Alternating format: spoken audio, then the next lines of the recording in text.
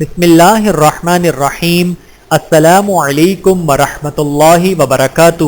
ماہ رمضان ہوشیار و چوکنا رہنے کا مہینہ۔ اے ماہ رمضان کی فضیلت سے غافل شخص، اس مہینے کی قدر و منزلت کو پہچان۔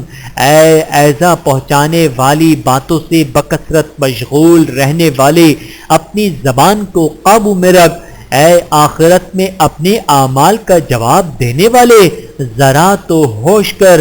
اے گناہوں میں لتھڑے ہوئے انسان، اپنے گناہوں کو توبہ کے ذریعے دھو ڈال۔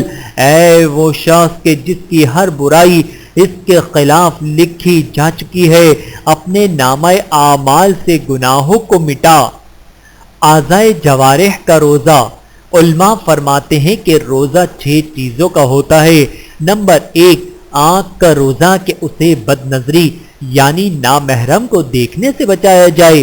نمبر 2، کانوں کا روزہ کہ اسے جھوٹ یعنی غیبت اور گانے سننے سے بچایا جائے۔ نمبر 3، زبان کا روزہ کہ اسے جھوٹ، غیبت، گالیوں، فضول اور بیہودہ باتوں سے بچایا جائے۔ نمبر 4، ہاتھوں اور پیروں کا روزہ کہ انہیں چوری، ظلم اور گناہ کی جگہ چل کر جانے سے بچایا جائے۔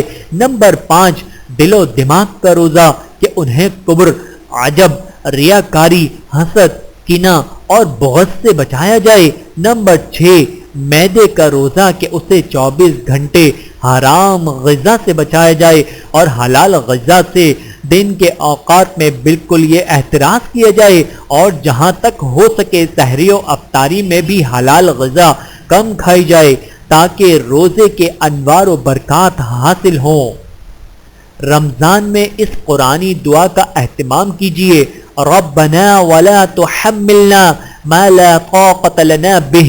یا اللہ، یا رحم الراحمین، ہم پر ایسا بوجھ نہ ڈالیے جسے اٹھانے کی ہم میں طاقت نہ ہو۔